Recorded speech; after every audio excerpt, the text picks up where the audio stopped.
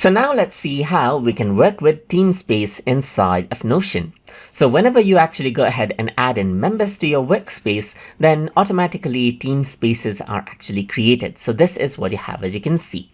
So if I were to actually go ahead on to, let's say, for example, this Teamspace home, then this is the Teamspace, as you can see right here. So now if I were to go ahead and make any changes to this particular Teamspace right here, or let's say, for example, go ahead and add a particular page right here to the Teamspace, I can add in a page right here, let's say, for example, then it immediately has given access to the other members in the team as well. So you can see that I have created this space right here, and if I were to access from the other account, you can see that this space is accessible right here by default. So you can see that this is the Teamspace right here, the Teamspace home. So what I typed is being appeared from this particular account as well. And if I were to go around over here, this is prepared as well, as you can see right here. So if I were to type in something, you can see that it gets updated right here.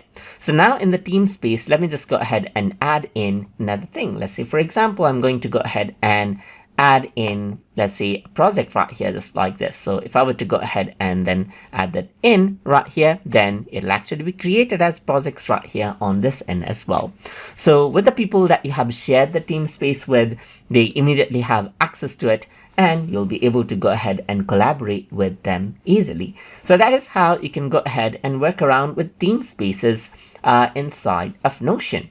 So I hope you guys learned something as always. And as always, please like, comment, share, and subscribe.